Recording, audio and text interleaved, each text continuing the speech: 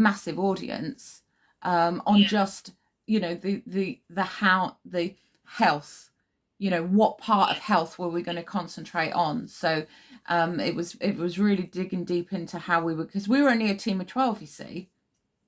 Yeah. With very limited resource and very limited funding. So we had to be clever. And so that's really good. So I would definitely use that sentence. That will be music to Sam's ears, that you've worked in a similar organisation, similar size. This is obviously a bit bigger. Yeah. But, with limited resource and staff, Yeah. and team. Yeah. And what you've been able to do, and that really demonstrates your leadership skills in that example, is that you came up with a new initiative. Yes. Thought, and brainstormed. Yeah. That you led on that. And it's using language like when I led the team. Right. I know that's quite difficult, but it's an interview skill. Yeah, because it isn't really, because we did it collaboratively. Do you know what I mean? Yeah. And it's. Sam isn't old-fashioned, so I don't think we'll be in this process. But I've been on interview panels, and they've come back to me and said, well, they said we a lot, and I push back because that's a really old-fashioned interview setup. And actually, what you want is a team player. Yeah. You want a leader who's going to coach. Yeah. Dictate. So I always push back on that, but you definitely want to say that we led. Yeah. Leadership, or we implemented this, but I led the team. Yeah. So, you still have to demonstrate the leadership piece. Yeah. I would say. Okay. Yeah. So I would think of a couple of different examples. So you've got the registration campaign, and then another campaign. Think of a couple of other different. They don't have to be big either. Just think about some meaty ones that you've really demonstrated impact. Yeah. Achievements always comes up. Yeah. So, biggest achievements and why. And then usually either weaknesses, which I hate that in an interview, but it's not very nice, or development areas. Or another thing that I often ask is, what do you see could be a challenge for you in this role? And I think that's good because it also shows that somebody is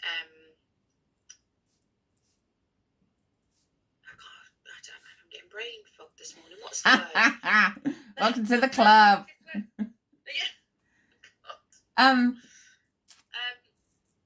Self-awareness. Right. And self-awareness is really important, especially for this sort of role, and for any role actually. Demonstrating self-awareness is a key quality, especially to be, on a senior level. We're not all perfect, No. Let's demonstrate, actually, I can do this role, but I suppose what I would need to work at for the first couple of months would be this. Yeah. As long as it's saying, you're terrible at communications or something. Yeah, I mean, it's like this morning I got an email. I'm forever having to keep on top of digital marketing. And Facebook have just changed their algorithms again. Oh, really? Again. Do you know what I mean? I mean, they did it just after January, just after the new year, and they've done it again. Why do they do that? Because what they want you to do as a business is they want you to spend money. Right. They don't want you to get anything for free. So the engagement is, basically what we used to be able to do was put a post up, all the followers would see it, blah, blah, blah. So what they've done now is they've taken GDPR and the data protection and they've twisted it to the point that, people's privacy is very, very important. So you can't just go and spam their account, which is fair enough. However, the only way that you can get around that now, even though you've got, thousands of followers, is by running an ad. And that's going to cost you X. That's terrible, isn't it? It really is. Money making, yeah.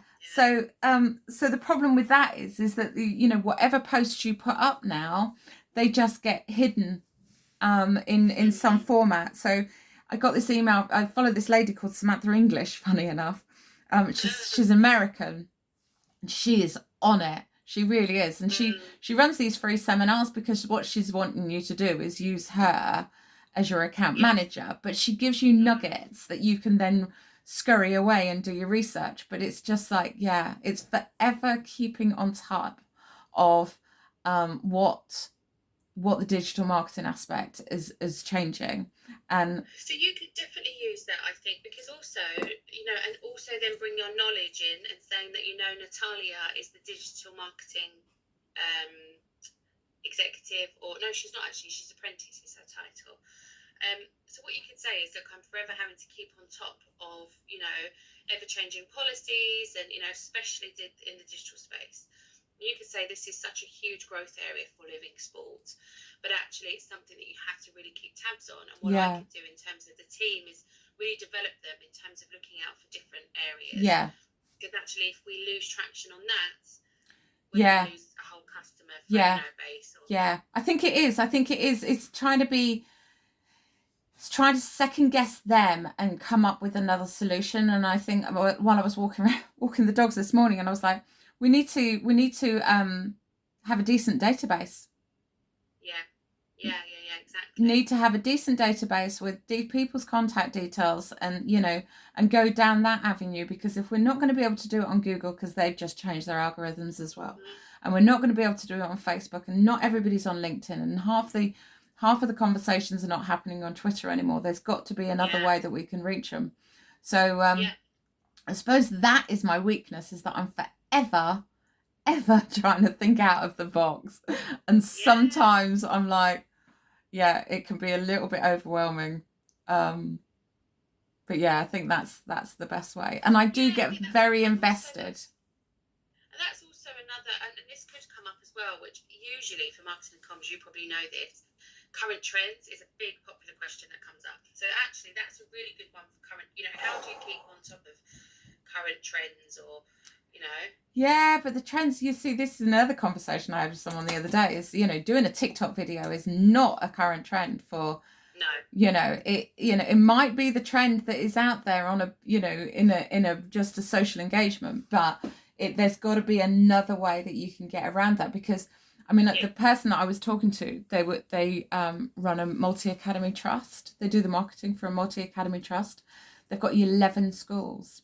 And I went, that is, so you've got to do 3 TikTok videos a week for each school. Yeah. That is not manageable. No, of course it's not. No. And so what would you say the current trends are? Something that maybe, that you could think of that Living Sport could use, or because I do think, I suppose it's not a trend actually, is it? What you're talking to me about Facebook, but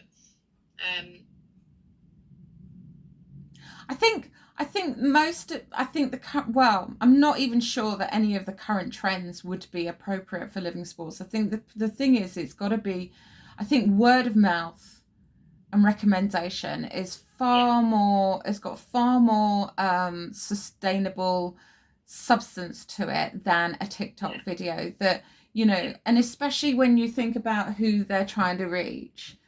It's, you've got to know about the audience. Absolutely. You cannot be doing videos for children that are under the age of 13. You're not going to reach your target audience with a video. So it is very much about engaging feet on the ground with regards to, these kind of activities. And again, it's small team with very little resource. So we've got to be clever about it. And I think it's getting the basics right, isn't it? It is. I think even at the beginning, and just saying that, but on a wider scale, getting the basics right, getting the brand in a good shape, the USP, and getting everybody in the organisation knowing who we want to reach. And also, I don't know actually. So I know that Sam is good at collaborating with the other CEOs of the active partnerships, but I don't know if anybody else. I generally don't know if anyone else on the SLT does. No. But best practice would be, you reaching out to the other head of marketing.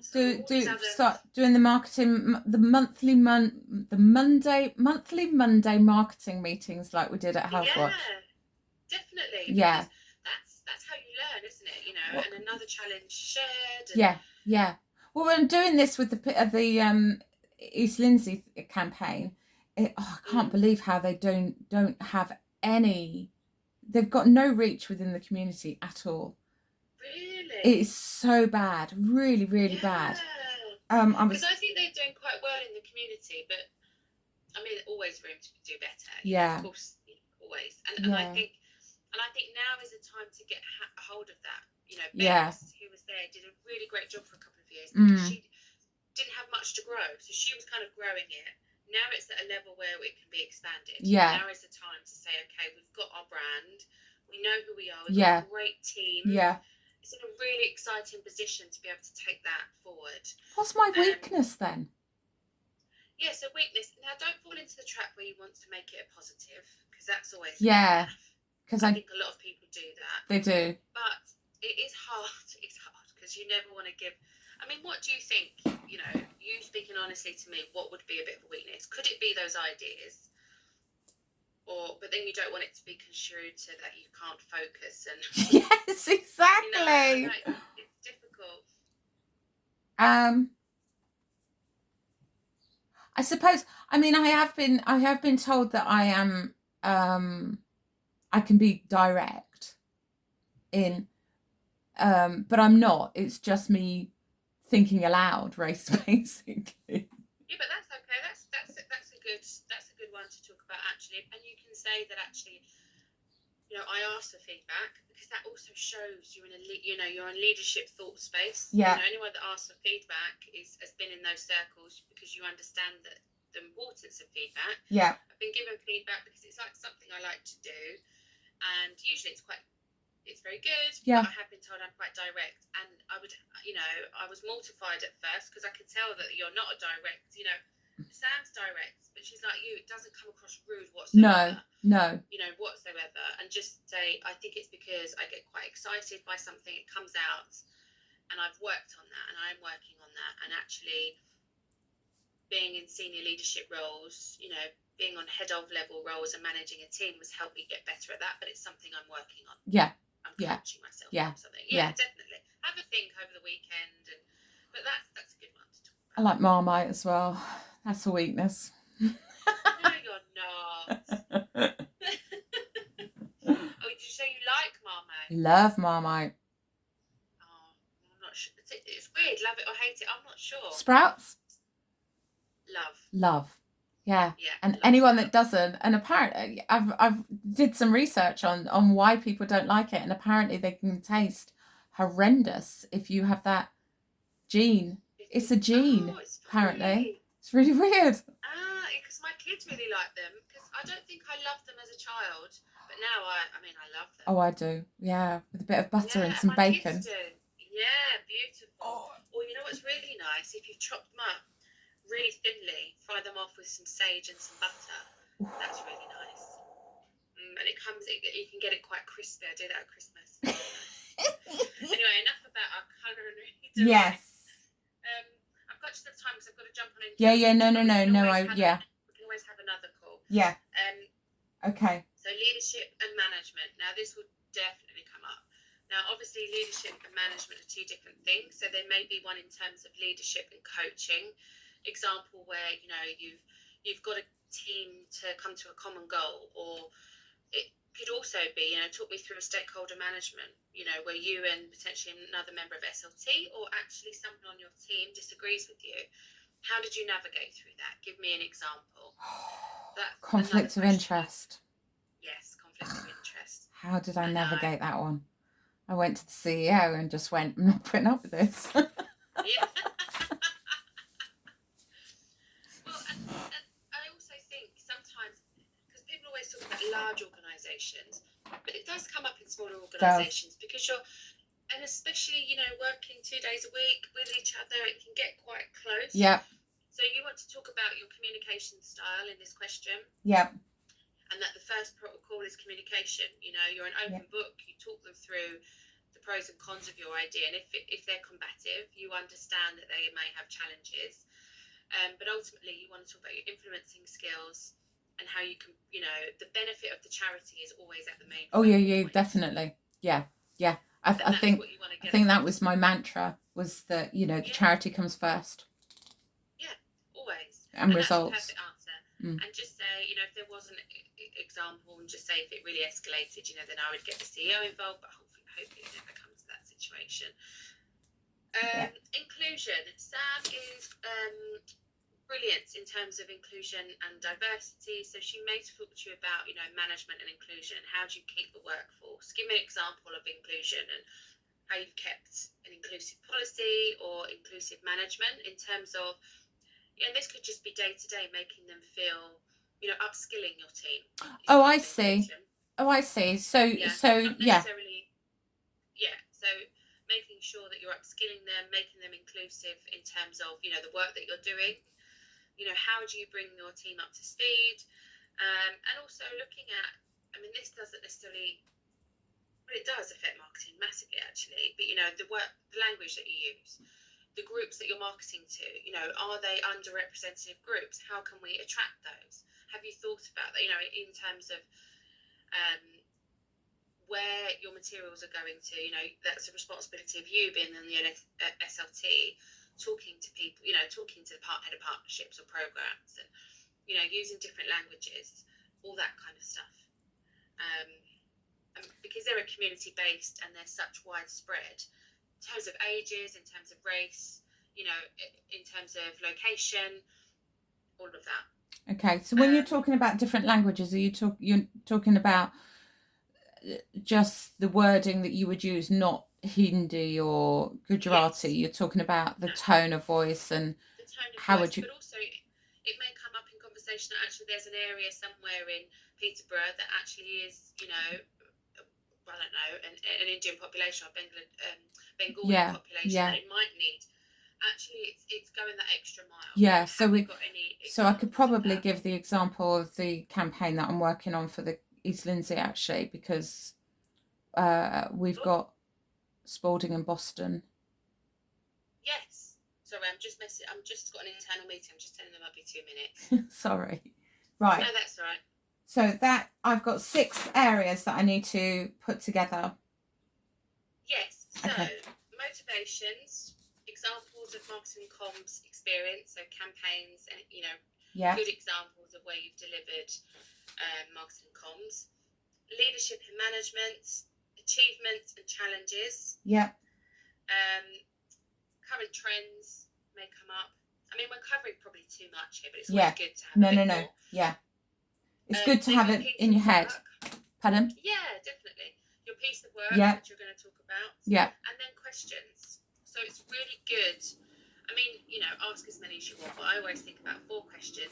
And I think, one about organisation strategy is quite good. One about leadership, especially given this is a leadership role, is quite good. That could be to Sam, what is her leadership style? Or, what feedback has she been giving about leadership? Or, and include Michael in that. It could be quite a nice one about, what's the best thing about working at Living Sport? Or what's the biggest challenge for someone like me coming in, do you think? Where are the team at? Could be about, what would you expect me to deliver? What are the urgent aims? I suspect the Great Eastern Run is going to be one of October. Those. Yeah, it's only... Ticket, exactly. Yeah, it's 5 months. And they've got nobody in at the moment, so... they've got no one, and they've got... In terms of they don't have a head of... Yeah, and they've got 5 months to go. Because it is only 5 months. That's going to be up there. So talk about that, what are my key deliverables? What's the urgent aims? Okay. For me for the first 3 to 6 months. Yeah, okay. You want to get a sense of who they are as a person. Yeah. And actually, can I work with Sam and Michael? Or do I think, actually, no, this isn't for me? Okay. I'm sure that won't happen because they're both really lovely. But, you want to get a sense of who they are. Yep. A sense of the organisational objectives. Yep. And where she sees, where do they both want Living Sport to be in the next 2 to 5 years? Okay. Financially, on a brand level, reach, ask, because I know Sam especially will be looking for what questions you ask as well. That's a big part of the interview. Yeah. What questions people ask. And then other than that, just do your homework. So think of some good examples of previous experience. Yeah. And just jot them down. Then you can always choose which ones you're going to use in the interview. All right. Have your, if you want to send me the piece of work, I'm happy to look over it. I'm actually going to put it into a display board and hand out visuals rather than a computer. Yeah, lovely. I much prefer a visual. to Yeah. see it.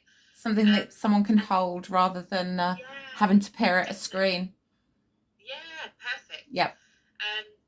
And then obviously, so it'll be a 45-minute interview. Yep. We're still really struggling to get everybody in the same room, I think, at that time. But the interview, Michael and Sam have blocked out their diaries. It's just Claire, head of fundraising, and then Natalia and Charlotte. And Natalia and Charlotte is who you'd be line managing. Yeah. So what we've done is done 45 minutes of interview and then blocked out half an hour to be with them. Yep. I suspect it'll be less than half an hour, but there'll be a bit of a show around. Claire will talk a bit about fundraising. You can ask her some questions. Yeah. Get to know the team, and then that will be it. Did you have a preference, Wednesday or Thursday? Remind me. Thursday, 11:30, if you could. Just. Thursday. Yeah. Perfect. Yeah, I've got that written down actually. It was this Thursday, wasn't it? So I'll keep you at the same. Because I'm going to get Lucy to put it in, who works with me, in a nice timetable today. So when we have that sorted, the reason you haven't got your invite yet is just because there's been Sam's trying to get all the team together. So as soon as we have that, we'll send your invites where you're supposed to be, and she'll send all the documents with you. I mean, which you've already got, but it'll be on one document. Yeah. I'm sorry I've got to run. Don't worry. Well. But please reach out. If you want to have another call on Monday, we can have 45 minutes, half an hour Monday, or just let me know. Yeah. Okay. Let's see how far I get. You go. Yeah. I'll speak to you later. Thanks, Helen. Speak to you soon.